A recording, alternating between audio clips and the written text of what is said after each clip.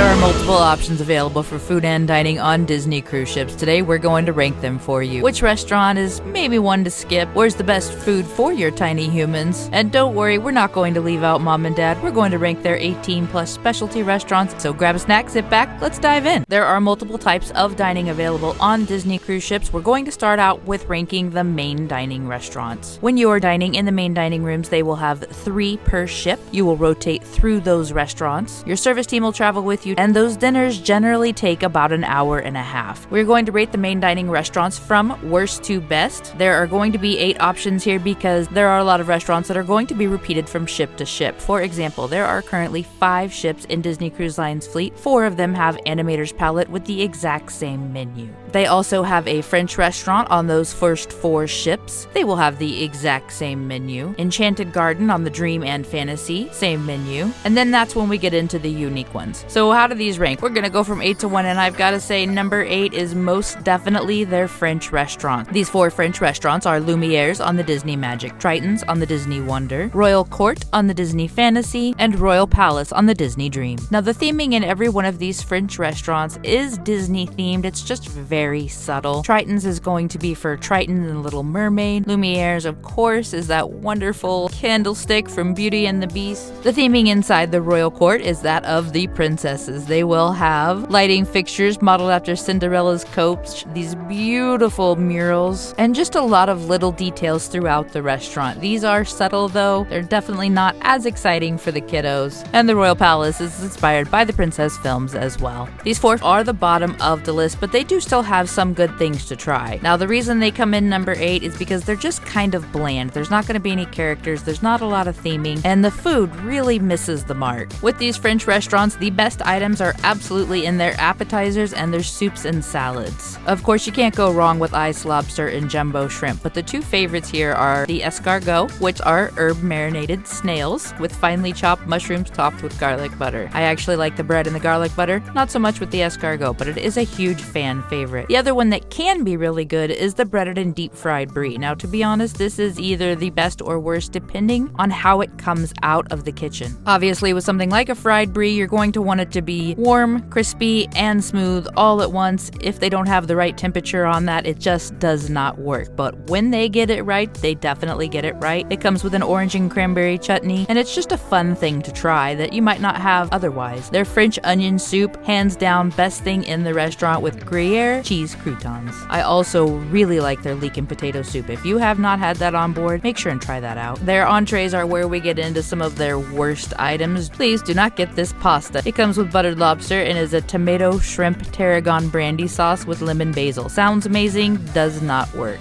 And for those of you that are a little more adventurous, they are also going to have duck and lamb. The very best thing at this restaurant, though, is definitely their Tahitian vanilla creme brulee. They have a Grand Marnier souffle as well. It's very one note, not very impressive to me, but that creme brulee hits the spot. Coming in at number 7 is Enchanted Garden. Now this is a beautiful dining area. It is only on the Dream and the Fantasy. It's a market-style menu of flavors from around the world, and it's inspired by the gardens of Versailles. Again, this is a beautiful restaurant, very understated, which makes it a little less interesting, I think, for the tiny humans. There's no characters, there's no entertainment. One of the fun things about the Enchanted Garden, though, is that they do have a very subtle change throughout dinner. It will begin from a brilliant blue daytime at the beginning of your dinner, going into the setting sun, and finally into twinkling stars in the night sky. Now, the Enchanted Garden does have some good food. It's definitely better than the French main dining restaurants. A few of the fan favorites are caramelized sea scallops, an applewood smoked bacon wild mushroom tart that is really good. But our favorite here has got to be the slow roasted prime rib. They typically execute this really well. It's really good. And another huge favorite here is the lobster ravioli. Roasted garlic, sweet basil in a tomato broth, so delicious. And our favorite dessert here is their orange almond cake. And this is also a gluten-free dessert. Coming in at number 6 is Rapunzel's Royal Table on the Disney Magic. This starts us into the themed dining. Every cruise ship has at least one themed dining, and Rapunzel's Royal Table is the themed restaurant on the Disney Magic. At Rapunzel's Royal Table, you're invited to take a delicious trip to the faraway kingdom of Corona. They are celebrating Rapunzel's birthday and the anniversary of her return home. This story takes place inside their royal ballroom, as your dining room is called. They will have glowing wish lanterns and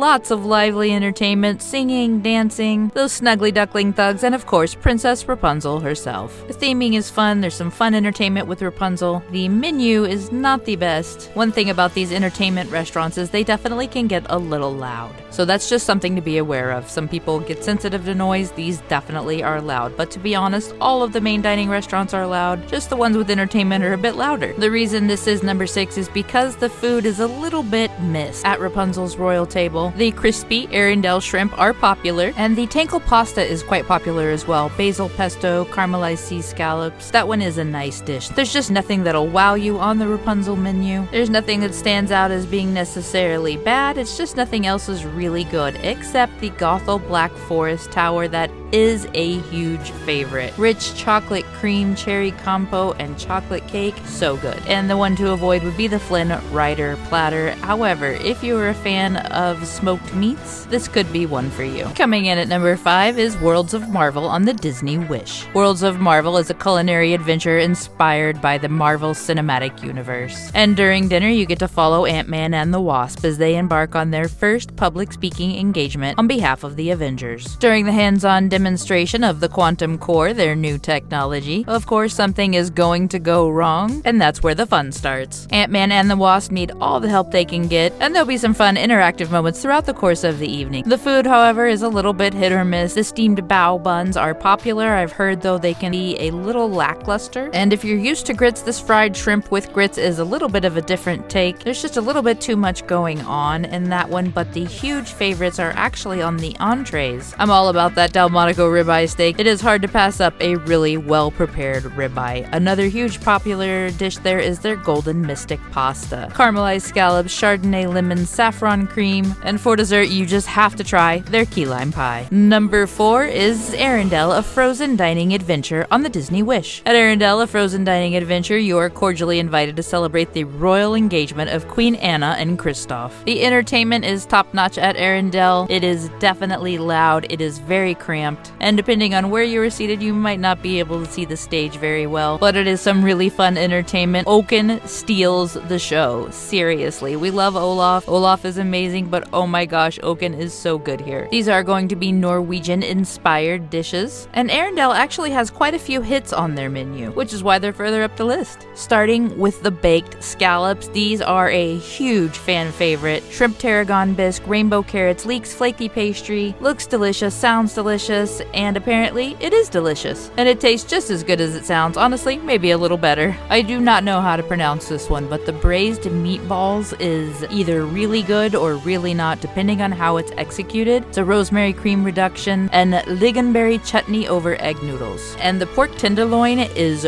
really good as well. With butternut squash, potatoes, shallots, and a red port wine reduction sauce, it's pretty hard to go wrong. And hands down, the Troll family's rock chocolate bar is the biggest hit. It's a chocolate cake topped with pistachio cookie rocks, golden flakes, and hibiscus meringue. So good. And if you have a mint chocolate chip ice cream fan in your group, the Elsa Coronation Sundae really hits the mark. Arendelle is one of those experiences that is really loud though, so keep that in consideration. Coming in at number 3 is Tiana's Place. This is one of our favorite themed restaurants on Disney Cruise Line. Of course, this is inspired by The Princess and the Frog, and they do have live jazz music, which is one of the reasons I love this restaurant. At Tiana's Place, you can travel back in time to a festive New Orleans-style family gala. Tiana's Place is a swinging supper club complete with live jazz music, and the food is good here as well. However, that being said, if you are used to a really good buttermilk beignet, these are not quite gonna do it. And if you like those spicy New Orleans flavors, you're not gonna find that here. This is Louisiana-inspired Creole and Cajun food, but they really hold back on some of the spicing. The entertainment is a a lot of fun at Tiana's. The ambiance is a lot of fun because they have a lot of really cute nods to the story on the walls. The sautéed Gulf shrimp and grits is a huge hit here with the andouille sausage, green onions, and smoked barbecue sauce. Sounds a little bit like Rapunzel's, doesn't it? For some reason, though, this one hits the mark a lot better. The boudin sausage fritters are really good if they are prepared well. Again, this is something that's fried. It's got to come out perfect in order to really hit those notes. It has pork and boudin sausage that's breaded and fried and served with a bourbon aioli. I love the bourbon aioli. And the fritters are good when they execute well. Another huge favorite here is the New Orleans seafood pepper pot. This Creole bouillabaisse is full with calamari, shrimp, and scallops. Really, really good. Now, two of the best items on Tiana's menu are going to be the Cajun spiced sea bass and Eudora's artichoke ravioli. The artichoke ravioli is on their vegetarian menu, but it has this lemon butter with sage and pecorino cheese. It is really good. And if you're really feeling the meat, the prime rib is pretty good as well. And like we said, the buttermilk beignets are good. They're not going to be the best you've ever had, but they are good. And the chocolate espresso dipping sauce is fun as well. But the big hit here is the Southern style pecan nut tart with bourbon caramel sauce. Coming in at number 2 is 1923, which is exclusive to the Disney Wish. Now, we really enjoy the theme dining with the entertainment. It's a lot of fun, but sometimes it is nice to have a little bit more low-key environment for dinner. 1923 on the Disney Wish is one of these places. This is some of the best food on the Disney Cruise Line fleet. 1923 is named for the year the Walt Disney Company was founded, and it celebrates the golden age of animation. The food is really good at 1923, but what really sets it apart is the decorations. This restaurant is definitely about Hollywood glamour, and they have 2 dining rooms here, one named after Walt and one named after Roy, the 2 brothers behind the magic. But the really fun part is that there are over 1,000 drawings, props, and other tools of the animation trade set up in this restaurant. You're just really going to find a lot of unique animation props, tools, drawings. It is so fun to look around this restaurant. And like I said, the food is top-notch. I actually have not heard of anything being a worst option at 1923, but some of the real favorites are the porcini spiced ahi tuna. This comes with pickled lotus root, oyster mushrooms, black sesame brittle, wasabi, and yuzu mayonnaise. It's obviously very cool to look at, but is really good as well. In addition, the Hyperion 4-cheese tricolor tortelloni, huge hit, lemon, artichoke, tomato, and baby spinach. And of course, it's hard to go wrong with burrata mozzarella and prosciutto. The green circle chicken actually does leave a little bit to be desired. We definitely recommend the 1923 peppered filet mignon. It's delicious. They are going to have a rack of lamb, which is also popular. Another big favorite there is the salmon filet. It has a wild honey parsnip puree, orange fennel essence, and sauteed black garlic rapini. Another fan favorite actually is their Buena Vista soft shell tacos. This is on their vegetarian menu. Comes with poblano, sweet bell peppers, feta, red onions, cashew cream. Really unique offering. And of course, you've got to go for dessert. The churros calientes are a huge hit. There's sugar spice churros with dulce de leche, and their signature dessert, a blueberry lemon Bavarian cream, is really good as well. The absolute best main dining restaurant on Disney Cruise Line has to be Animator's Palette. They have this on all of the first 4 ships, Magic, Wonder, Dream, and Fantasy. It is going to have a little bit of a different theme depending on which ship you are on, but it will have the same menu. The entertainment is actually a little more low-key in Animator's Palette. It depends on which ship you are on, what that entertainment will look like, but they're not really going to have characters coming out. It's going to be more use of the screens on the walls. That's not a bad thing though. This restaurant is really interesting, and they really have some good dishes as well. They do have a couple of things on the Animator's Palette menu that aren't the best, but it does have a lot of fan favorites. We really love seeing Crush when we're on the Dream. We love doing the animation magic if you're on a longer cruise, but just watching how the whole restaurant and scenes on the wall change throughout the night, it's a lot of fun for those of all ages. Now, a couple of the things that are not the best on the menu at Animator's Palette are their ginger teriyaki dusted Angus beef tenderloin. This was a disappointment for me. I had heard it was not good, but I was surprised to discover it, honestly. I love teriyaki. I love steaks. This dish is served over wasabi, mashed potatoes, and has a tamarind barbecue sauce. It really just didn't deliver. The meat is average. It didn't really have much of a teriyaki flavor at all. The wasabi mashed potatoes were a little bit much for me. That being said, they have some of the most favorite menu items on the ships. Their black truffle pasta pursuettes are the biggest fan favorite. that you could have with Disney Cruise Line. These are pasta purses filled with truffle-scented cheese and drizzled with a champagne sauce. They are delightful. A lot of people will get 2 of them because you can order as much as you like. Some people even request that as their entree. Their baked potato and cheddar cheese soup is simple but delicious. Their lemon thyme marinated chicken is delicious as well. This was a recommendation from one of our servers. It is nothing I would have ever picked just by reading the menu description, but it is executed perfectly. Their warm sticky date pudding is also another that was our server's recommendations. Phenomenal. Really, really good. And the grilled tuna steak is another fan favorite with their sun-dried tomato pesto. Okay, so we've gotten the main dining restaurants. Now we need to get into the quick service and the specialty dining. For quick service restaurants, every ship is going to have quick service available. Ranking quick service dinners, number 2 is going to be room service, and this is because the buffet is not open for dinner. Room service actually is quite good. They have a really good burger, a great BLT. I love their salads, but it is definitely a limited menu.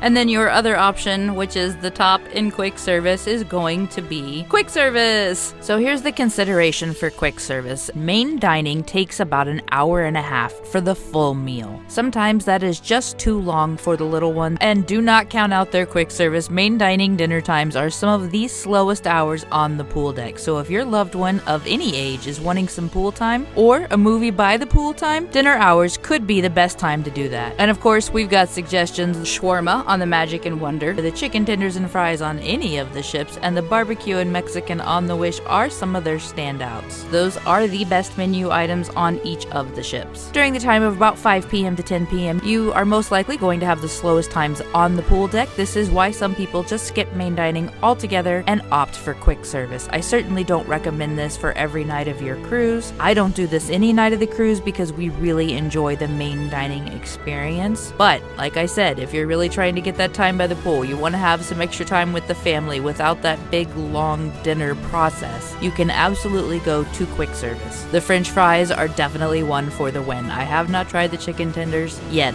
but I'll take everybody else's word on that, and you might want to also. Just try those out while you're there. Doesn't have to be during dinner. They'll have them all day. Now for mom and dad, that's specialty dining for 18 plus. Coming in at number 5 is Palo Dinner. This is Northern Italian on the first 4 ships. The ossobuco is a huge fan favorite there, as well as the chocolate souffle, another huge fan favorite at Palo. The steak at the regular Palo restaurants, not the best. I would avoid that one. But do not take that judgment to Palo Steakhouse. They have much better steak at Palo Steakhouse. Number 4 would be Remy, which is a French dining experience on the Dream and Fantasy. We love Remy. Honestly, you really can't go wrong with these specialty restaurants. They're just all a little bit different experience. Remy will have a full dinner experience available. They have a dessert-only experience available. They have a brunch-only experience available, and they have a tiny plate experience. I do think the tiny plate experience might be my number 1, but I haven't tried it yet, so for now, they're number 4. Number 3 is going to be Enchanté, which is a French dining experience on the Disney Wish. Enchanté is definitely over Remy for us. Their 7 versus 9 course options are really interesting. The way they plan out the dinner is really interesting. We just take Enchanté a little bit over Remy. Number 2 is Palo Steakhouse because it is hard to pass up Wagyu or Miyazaki. Their calamari is really good. They have an excellent selection here. Our number 1 specialty dining experience on Disney Cruise Line is Palo Brunch. Hands down, the best. Now, that is not an unpopular opinion. There are a lot of people that really love Palo Brunch. The one thing here is that it used to be a buffet brunch, and so that's really where it got all of its hype. Post-pandemic, they do not have that anymore, but they will bring out plates of seafood or breads, so you still can get multiple tastes. You just can't go have that huge buffet to choose from. We really like the huge buffet to choose from, but they also have a lot of favorites at Palo. In addition to those plates of seafood, bread, meats, cheeses, etc., you also can order whatever you want from the hot menu. Their flatbread pizzas are really popular here. They used to have a gorgonzola and pear pizza. Sometimes it's still on the menu if you ask. Most of the time it's not, but they have other options that are just as good. Their other huge fan favorite for Palo Brunch is the chicken parmesan. It has a bechamel sauce in there. I think it gives it that little bit of extra richness, and I love their eggs benedict. And for breakfast and lunch, we've got a little bit of a ranking here as well. Cabana's Buffet on the first 4 ships would be the bottom of our barrel here. They do have a lot of selection, but it is also a lot of energy and a lot of chaos. Definitely want to be aware of that. Coming in right after that, we really like room service. They don't have much for breakfast. We usually like to get a tray delivered in the morning with some fruit, coffee, take it out on the veranda. Beautiful way to wake up. Right after that is quick service. They're not really going to have much breakfast at quick service, but they will have lunch. And our number one for breakfast and lunch is going to be main dining. They will have a main dining restaurant open for breakfast and lunch on every ship. That is our favorite spot to go. I love a sit-down breakfast. It's a great way to wake up or to have just a nice, calm lunch. So there you have it, all the food rankings on Disney Cruise Line. Let us know in the comments below. Do you agree? Do you disagree? Which one's your favorite? If you would like to help us grow, please subscribe, share with a friend, and if you haven't seen it yet, go check out 10 Things to Do When You're Bored on Disney Cruise.